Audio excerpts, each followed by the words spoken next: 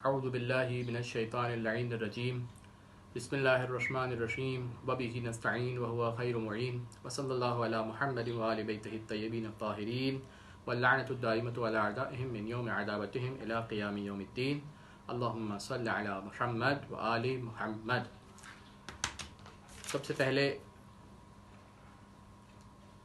اس درس کو شروع کرنے سے پہلے ہمارے استاد اور یقیناً آپ میں سے بھی بہت سے افراد کے بالواسطہ بلا واسطہ انٹینشنلی ان انٹینشنلی یقیناً وہ ہم سب کے استاد رہے اور اس راؤنڈ ٹیبل دینیا کلاس کو کہ جس کے لیے درس ریکارڈ کیا جا رہا ہے اس کے بانیان میں سے شمار کیا جاتا ہے انہیں، اور یقیناً ان کی اس میں بہت خدمات رہی ہیں۔ پروردگار عالم ان کے درجات کو بلند فرمائے کے لیے ایک مرتبہ اور تمام مرحوم مومنات کے لیے من جملہ مل کر ایک مرتبہ سورہ فاتحہ اور 3 مرتبہ سورہ اخلاص۔ بسم اللہ الرحمن الرحیم الحمد للہ رب العالمین الرحمن الرحیم مالک یوم الدین ایاک نعبد و ایاک نستعین اہدنا الصراط المستقیم صراط الذین انعمت علیہم غیر المغضوب علیہم ولا الضالین۔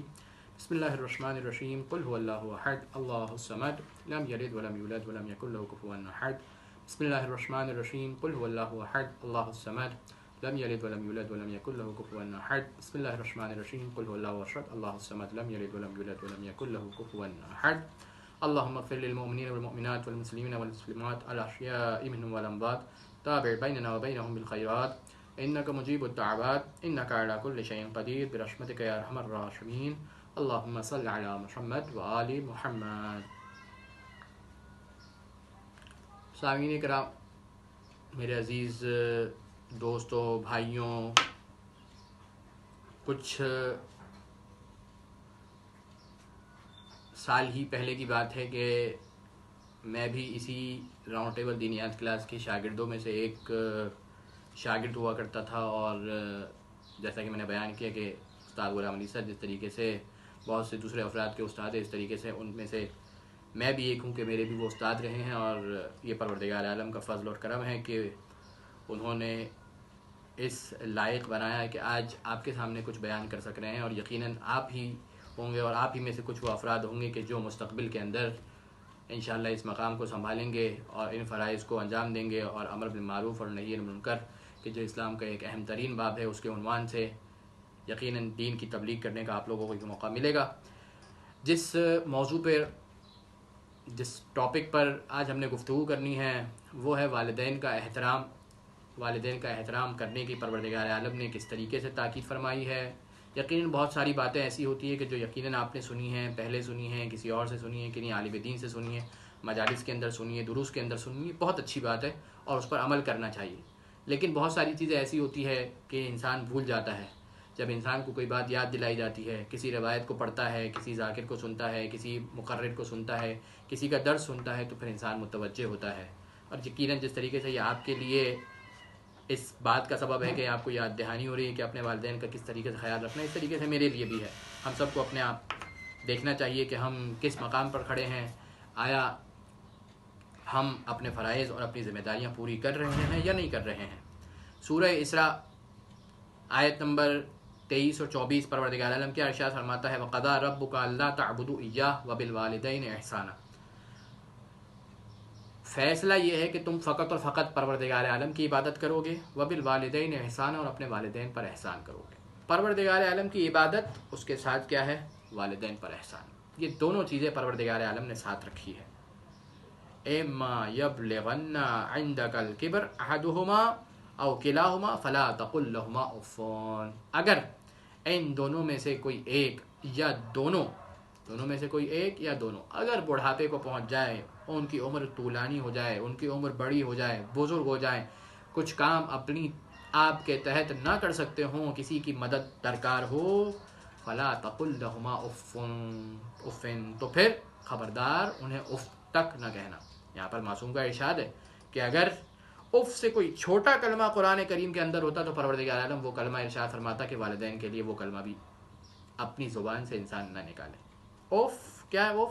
اوف یہ وہ تزجر ہے، یہ وہ تکلیف کا احساس ہے کہ جب مثال کے طور پر والدہ کہتی ہے کہ بیٹا دہی لے کر آ جاؤ، بیٹا فلاں کام کر کے آ جاؤ، بیٹا فلاں کو فون لگا دو، فلاں چیز دیکھ لو، تو کیا ہوتا ہے اس وقت ہمارے دل کے ارے یار اماں نے یہ کیا کہہ دیا، یہ ہے اوف۔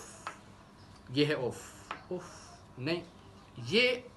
یہ جو انسان اپنے اندر جو ہے وہ تکلیف کا احساس کرتا ہے اپنے والدین کے کہنے کے اوپر، اپنے والدین کے حکم کے اوپر اسے تکلیف ہوتی ہے، اسے اذیت ہوتی ہے، وہ کہتا ہے کہ میں یہ کام نہیں کرنا چاہ رہا، بعض اوقات اس کا اظہار کر دیتا ہے. قرآن اس کی طرف اشارہ کر رہا ہے کہ یہ کام نہ کیا جائے. وَلَا تَنْهَرْهُمَا وَقُلْ لَهُمَا قَوْلًا كَرِيمًا. ان سے اگر بات کرو تو کیسے کرو؟ دھیمے لہجے کے اندر بات کرو، محبت کے ساتھ بات کرو، رحم دلی کے ساتھ بات کرو. وَاخْفِضْ لَهُمَا جِنَاحَ الذُّلِّ مِنَ الرَّحْمَةِ. اور ان کے سامنے عجز و انکساری کا پہلو اپنے سامنے جو ان کے سامنے جھکائے رکھو. وَقُلْ رَبِّ ارْحَمْهُمَا كَمَا رَبَّيَانِي صَغِيرًا. اور کیا کہو کہ پروردگار تو ان پر ویسے رحم فرما کہ جیسے انہوں نے مجھ پر رحم فرمایا تھا کہ جب میں چھوٹا تھا. کس طریقے سے رحم فرمایا؟ آپ نے یقیناً دیکھا ہوگا کہ والدین چھوٹے بچوں کے ساتھ کس طریقے سے رحم فرماتے ہیں. کس طریقے سے بچہ کچھ بھی نہیں جانتا تھا جب اس دنیا کے اندر آیا، اس کی غذا کا اہتمام کرنا، اسے کب سلانا ہے، اسے کب باتھ روم لے جانا ہے، اسے کب پیمپر چینج کرانا ہے، اسے اس کی ہر حاجت والدین پوری کرتے ہیں. اسے چلنا سکھانا، اسے دوڑنا سکھانا، ہر چیز، اسے پڑھنا سکھانا، اسے لکھنا سکھانا، تمام کے تمام اسباب اگر مہیا کر رہے ہوتے تو وہ کون مہیا کر رہے ہوتے ہیں؟ والدین مہیا کر رہے ہوتے ہیں. پروردگار جس طریقے سے انہوں نے مجھ پر رحم فرمایا جب میں چھوٹا تھا، آج میں بڑا ہو چکا ہوں، میری داڑھی آنے والی ہے، میں اسکول کالج جانے لگا ہوں، پروردگار اس قدر اور اس لائق مجھے میرے والدین نے بنایا، اب یہ والدین میرے بوڑھے ہو چکے ہیں، ان پر تو رحم فرما. یہ کیا ہے؟ یہ پروردگار عالم یہ فقط زبان سے ادا نہیں کرنا ہے. رب ارحمہما کما ربیانی صغیر زبان سے ادا کرنا ہے، یقیناً کرنا ہے، فقط زبان سے ادا نہیں کرنا. اس بات کا احساس انسان کے دل میں ہونا چاہیے کیا کہ یہ کون سی ہستیاں ہیں کہ جنہوں نے مجھ پر رحم فرمایا تھا، اب میں پروردگار عالم سے رحم کرنے کا کیا. جب انسان ان تکالیف کو، ان زحمتوں کو، ان مشقتوں کی طرف نظر کرے گا کہ جو اس کے والدین نے اس کی نسبت سے برداشت کی ہے، تو یقیناً وہ خود اپنے آپ احساس کرے گا کہ اب مجھے والدین کا کہنا ماننا ہے، اب مجھے والدین کے سامنے اف نہیں کہنا ہے. رسالۃ الحقوق، امام زین العابدین علیہ السلام، اللہم صلی علی محمد وآل محمد، چوتھے امام ہمارے، انہوں نے ایک رسالہ لکھا ہے رسالۃ الحقوق کے نام سے. جس طریقے سے امام سجاد کی کتاب ہے صحیفہ سجادیہ، دعاؤں کا مجموعہ، اس طریقے سے ایک بہت بہترین مجموعہ ہے امام سجاد کا رسالۃ الحقوق، کہ جس میں امام نے حق بیان کیے. کس کس کے حق؟ سب کے حق بیان کیے. یہ خود ایک پورا تفصیلی موضوع ہے. خدا کا حق کیا ہے، آنکھ کا حق کیا ہے، کان کا حق کیا ہے، ناک کا حق کیا ہے، زبان کا حق کیا ہے، پیر کا حق کیا ہے، ہاتھ کا حق کیا ہے، استاد کا حق کیا ہے، والدین کا حق کیا ہے، رسول کا حق کیا ہے، ائمہ کا حق کیا ہے، اہل بیت کا حق کیا ہے، آپ کے پڑوس کا حق کیا ہے، اور جتنے حقوق انسان کی گردن پر موجود ہے تمام کے تمام حقوق بیان کیے. ان حقوق کو بیان کرنے کے ضمن کے اندر امام سجاد علیہ الصلوۃ والسلام کیا ارشاد فرماتے ہیں؟ ماں کا حق الگ بیان کیا، باپ کا حق الگ بیان کیا. کیا امام نے حق بیان کیا؟ فحق امک ان تعلم انها حملتك حيث لا يحمل احد احدا. اچھا اب میں اس کی وضاحت کروں کہ حق کیا ہوتا ہے. میں آپ سے کہتا ہوں بھائی آپ کے اوپر یہ حق ہے کہ آپ میرا قرضہ ادا کر دیں. کوئی کام کرنا حق ہوتا ہے نا، کوئی فعل ہوتا ہے، کوئی چیز انجام دینی. آپ کا حق، آپ کے اوپر حق ہے فلاں شخص کا. کیا حق ہے؟ استاد کا حق ہے. مثال کے طور پر کیا حق ہے کہ آپ استاد کے سامنے زانو تلمذ آداب سے زانو ادب طے کر بیٹھے، ٹھیک ہے، اس سے سیکھنے کے لیے جائے، اس سے سکھانے کے لیے نہ جائے. یہ استاد کا آپ کی گردن پر حق ہے استاد کی نسبت سے، ٹھیک ہے. اور کس کا حق ہے؟ پروردگار عالم کا حق ہے. کیا ہے پروردگار عالم کا حق؟ پروردگار عالم کا حق یہ ہے کہ جو پروردگار عالم نے عبادات کہی ہیں ان عبادات کو اسی طریقے سے انجام دیا جائے جس طریقے سے خدا نے کہا ہے. یہ پروردگار عالم کا حق ہے. زبان دی ہے، زبان کا حق کیا ہے کہ اس سے جو ہے وہ انسان گناہ نہ کرے. لیکن یہاں پر امام سجاد علیہ السلام کا انداز مختلف ہے. یہ نہیں بیان کر رہے کہ تم یہ کام کرو، بیان کریں گے بالکل آخر میں. لیکن سب سے پہلے امام نے کیا فرمایا؟ تمہاری ماں کا جو حق ہے تمہاری گردن پر وہ کیا ہے؟ ان تعلم، تم یہ جانو، یہ احساس کرو، یہ جانو. جب یہ احساس آئے گا تو پھر عمل خود بخود آئے گا. امام احساس کی طرف متوجہ کروانا چاہ رہے. کیا؟ ان تعلم، تم یہ بات جانو کہ انہا حملت حیث لا یحمل احد احدا. اس ماں نے تمہیں اس وقت اٹھائے رکھا کہ جس وقت کوئی کسی کو اٹھانے کے لیے برداشت نہیں کر رہا تھا. جب کوئی کسی اور کو اٹھا نہیں رہا تھا، کوئی کسی اور کو اٹھانے کے لیے تیار نہیں تھا، تمہاری ماں نے اس وقت تمہیں اٹھائے رکھا. کیا کیا؟ اور کیا جانو؟ اطعمتک من ثمرۃ قلبھا. اس نے کیا کیا؟ اس نے اپنے پاس سے تمہیں غذا فراہم کی جب کوئی کسی اور کو غذا فراہم نہیں کر سکتا تھا. اگر یہ ماں نہ ہوتی تو یقین جانیے کہ انسان اس دنیا کے اندر زندہ نہ بچتا. لیکن یہ پروردگار عالم نے اس ماں کے دل میں اپنے اولاد کی نسبت سے محبت ڈالی تھی کہ یہ ماں اپنی نیند کو قربان کر کے، اپنی آرام اور آسائش کو قربان کر کے اپنی اولاد کے لیے ان تمام آسائش اور ضروریات کو مہیا کر رہی تھی. ما لا یطعم احد احدا، جب کوئی کسی کو کھانا کھلانے کو تیار نہیں تھا، تمہاری ماں نے اس وقت تمہارے لیے غذا کا انتظام کیا. اور کیا کیا؟ وَأَنَّهَا وَقَدْكَ بِسَمْعِهَا وَبَصَرِهَا وَيَدِهَا وَرِجْلِهَا وَشَعْرِهَا أَوْ بُشْرِهَا. کیا کیا؟ اس نے ہر چیز سے تمہاری مدد کی. اپنی سمجھ سے تمہاری باتیں سنی اس نے. جب تم رو رہے تھے تو اس نے تمہاری بات سنی، تمہاری ضرورت کو احساس کیا، تمہاری ضرورت کو پورا کیا. تمہیں دیکھ رہی تھی، تمہیں ہاتھ لگا کر ہر انداز سے جس طریقے سے ماں اپنی بچے سے محبت کر سکتی تھی، اس نے اس محبت کا تقاضا پورا کیا، اس بچے کی ضروریات کو پورا کیا. اور پھر کیا فرمایا؟ کس بات پر راضی ہو گئی ماں؟ اب میں چھوڑ رہا ہوں، اس کے اندر مزید جملے بھی ہیں. فرضیت ان تشبع وتجوع ہی، اس بات پر راضی ہو گئی کہ تم سیر سے سو جاؤ، تمہارا پیٹ بھر جائے، اس کا پیٹ خالی ہو. اور کیا؟ وتکسوک وتعرا، اس بات پر راضی رہی کہ اگر کبھی پیسے کم ہیں اور تم کوئی لباس خریدنے جا رہے ہو تو تمہاری ماں تمہارے لیے لباس نہیں خریدے گی. کیا کرے گی؟ تمہارے اپنے لیے لباس نہیں خریدے گی اور تمہارے لیے لباس خریدے گی، اس بچے کے لیے لباس خریدے گی، اپنی اولاد کے لیے لباس خریدے گی، اور خود اپنے لیے لباس نہیں خریدے گی، کہے گی مجھے ضرورت نہیں ہے. اور کیا ہوگا؟ وَتَرْوِيكَ وَتَزْمَعُ، تمہیں سیراب کرے گی، تمہیں پلائے گی، تمہیں کھلائے گی، خود پیاسی رہ جائے گی. کتنی دفعہ ایسا ہوتا ہے کہ ماں یہ کہتی ہے کہ نہیں مجھے ضرورت نہیں ہے، مجھے پیاس نہیں لگ رہی، مجھے بھوک نہیں لگ رہی، میرے پاس کپڑے پڑے ہیں. یہ سب کیا تھا؟ یہ سب والدین نے، یہ سب ماں نے اپنے بچوں کے لیے کیا. جب انسان اس بات کو احساس کرے گا تو اس کے بعد کیا ہوگا؟ پھر امام فرماتے ہیں فَتَشْكُرْهَا، تمام نعمتیں گنائی. ابھی میرے پاس وقت نہیں کہ میں تمام نعمتوں کو گنوا سکوں. امام نے فرمایا جب یہ تم ساری نعمتیں جان چکے، یہ حق ہے کہ تم جانو کہ تمہاری ماں نے یہ سارا کام تمہاری خاطر کیا، پھر کیا کرو؟ فَتَشْكُرْهَا عَلَىٰ قَدْرِ ذَلِكَ، شکر کرو اس کے مطابق کہ جتنا تمہاری ماں نے تم پر احسان کیا. کیوں کہہ رہا ہے امام اس کے مطابق؟ اتنی قدر کے اندر اس کا احترام کرو کہ جتنا تمہاری ماں نے تم پر احسان کیا. کیونکہ اگر تم ان چیزوں کو اپنے ذہن کے اندر رکھو گے، ان احسانات کو اپنے ذہن کے اندر لاؤ گے، تو یقین جانو کہ تم اپنی ماں کا شکر ادا نہیں کر سکتے. خود امام نے فرمایا وَلَا تَقْدِرْ عَلَيْهِ، اور تم اس بات پر قدرت نہیں رکھتے کہ تم اپنی ماں کا حق ادا کر سکو الا بعون اللہ و توفیقہ، مگر یہ کہ پروردگار عالم کی مدد اور پروردگار عالم کی توفیق سے.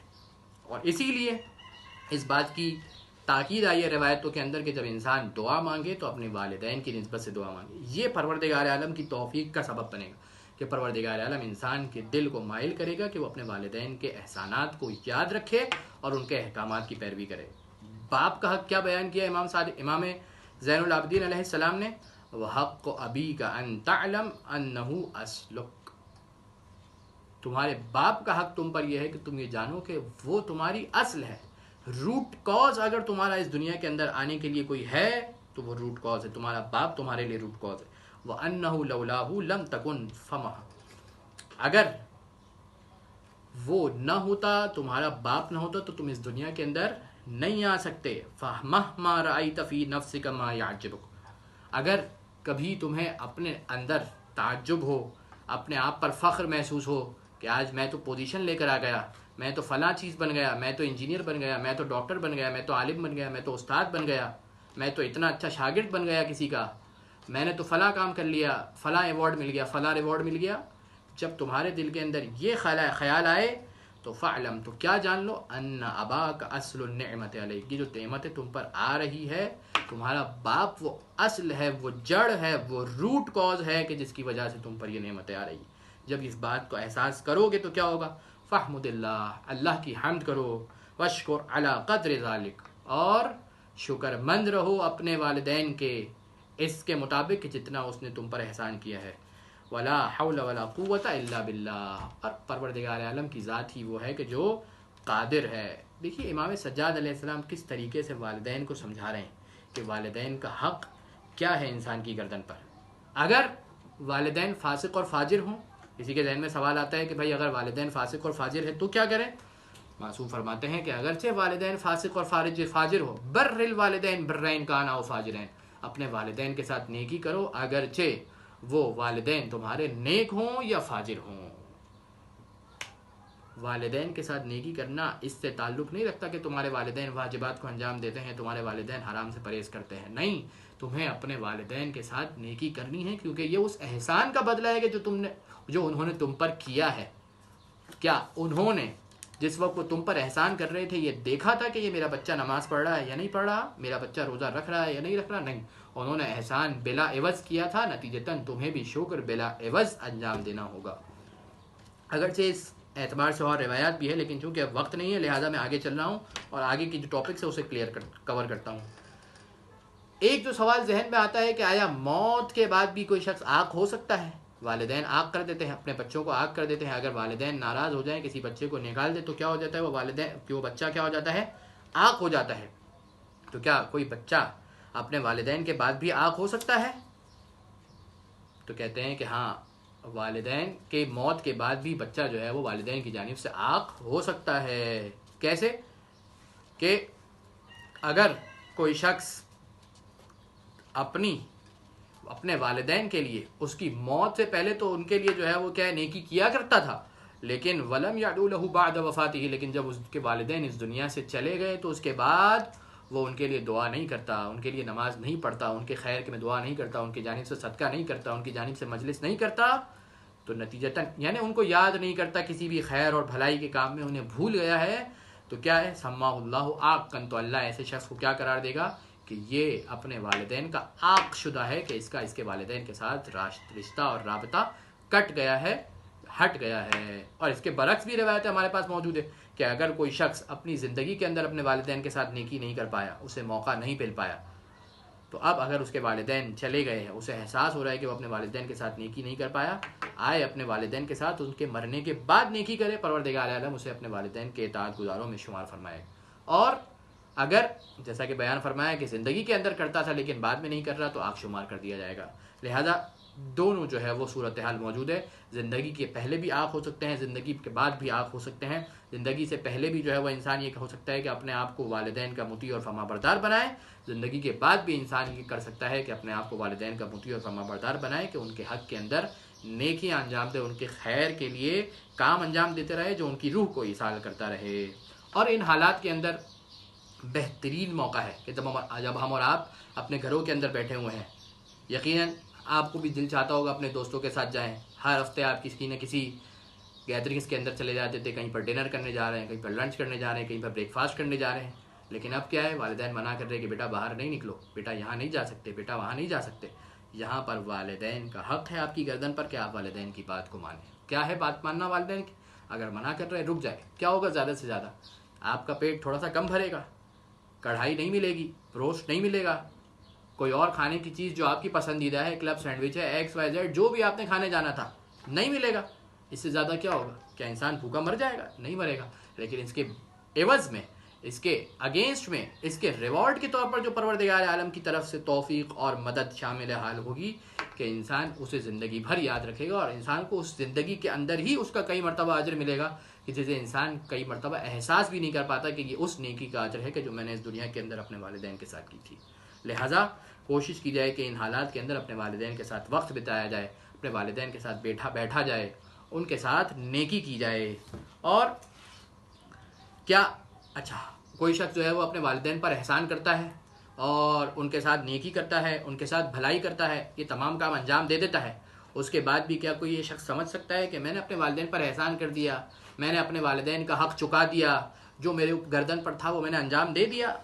نہیں، ایسا نہیں ہو سکتا۔ ایک آدمی رسول کی خدمت میں آیا اور کہا کہ یا رسول اللہ، میرے والدین، یقیناً وقت تمام ہو گیا، اس واقعے کے ساتھ میں انشاءاللہ آپ لوگوں کی زحمت بھی تمام کر دوں گا۔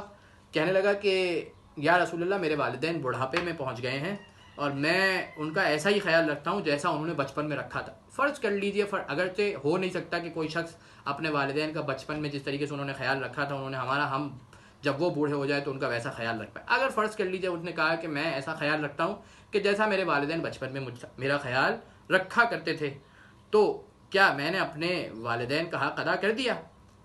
تو اس وقت رسول نے فرمایا کہ نہیں، تو نے اپنے والدین کا حق ادا نہیں کیا. اور رسول نے کیا بہترین وجہ بیان کی, کیا بہترین علت بیان کی. فرمایا کہ جب وہ تیرے ساتھ احسان کرتے تھے, تیرے ساتھ بھلائی کرتے تھے, تیری خیر خواہی چاہتے تھے, تو اس وقت وہ تیری زندگی چاہ رہے ہوتے تھے. وہ یہ چاہ رہے ہوتے تھے کہ تجھے طول عمر عطا ہو, تجھے ہمیشہ حیات ملتی رہے. وہ خدمت ہی تیری اس لیے کرتے تھے تاکہ تجھے اس خدمت کے ذریعے سے, اس احسان کے ذریعے سے زندگی ملے.